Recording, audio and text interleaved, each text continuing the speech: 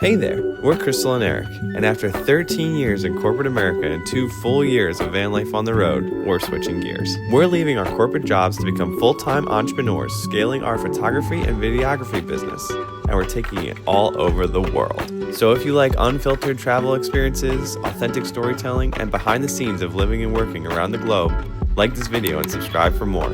And come along with us today as we explore the best 3-day itinerary in Ho Chi Minh City.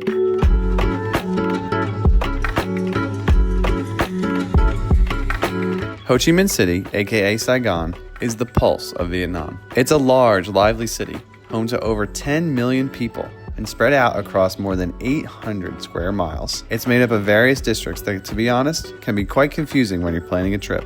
So we put together the best 3-day itinerary for your trip to Ho Chi Minh to make sure you don't miss out on all the best things it has to offer. If you're short on time, these activities can be condensed into 2 days. But through our travels, we found it best to spread activities like these out so you also have some time to relax and take in the energy of the location. Day 1. We recommend your first day in Ho Chi Minh City be spent exploring the War Remnants Museum. Vietnam's history is rich, complex, and deeply layered, making a visit to the museum imperative to fully understand the context behind the country you see today. The War Remnants Museum in Ho Chi Minh City was actually our favorite museum in all of Vietnam. It presents a side of the war that many of us simply don't learn about growing up. Give yourself at least 3 to 4 hours here to soak up all of the exhibits. After you're done with the museum, you'll likely be famished, so we recommend grabbing a city-approved lunch. The city is full of thousands of restaurants, and we recommend you choose wisely. As plant-based eaters, we prefer eat-in restaurants to street food, and one of our favorites in Ho Chi Minh City was Roots. It's a laid-back cafe offering Eats Meets West menu items that make it an easy transition into Vietnamese cuisine. Roots is about a 25-minute walk from the museum, giving you a nice opportunity to scope out District 1 of the city.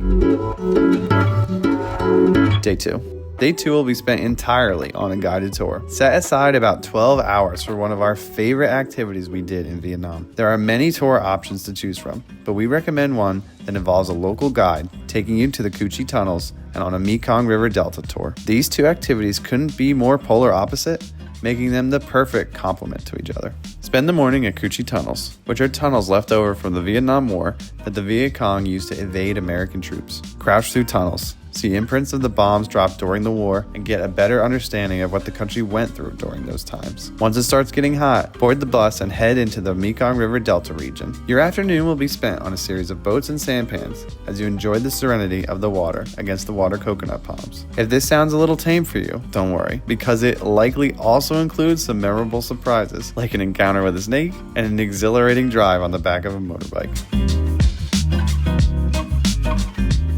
Day 3. Day 3 is your walking day, where you'll head in the morning to District 1 on foot and see the major touristy sites. Some areas you want to make sure you stop by are the Saigon Opera House, and just down the street, the Cafe Apartments, a multi-story apartment building turned into cafes. This is the perfect spot for a mid-morning pick-me-up. Once you're fully caffeinated, head to Ben Thanh Market and peruse the winding aisles of local goods. There may be a bit of a tourist tax added to the goods here, but walking through is an experience worth having. Next, you'll head to Tao Dan Park, a great place to relax on a bench in the shade and people watch. You'll likely see some bird photographers and some people playing foot badminton. If you're lucky, they'll invite you to play and even give you a free lesson. Then you're heading to the Independence Palace, where you can see where the tank that ended the Vietnam War infiltrated the palace and learn about the amazing feng shui designs of the palace itself. This is a must for any history buffs or architecture lovers. Last but not least, your final stop will be after nightfall at the Saigon Skydeck.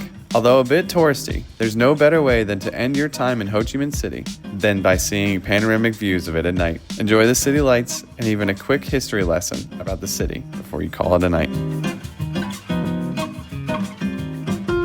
We hope you enjoyed this 3-day itinerary for Ho Chi Minh City in Vietnam. Looking for more Vietnam travel info? Check out our channel for more Vietnam travel itineraries and details on how to make the most of your trip. See you next time.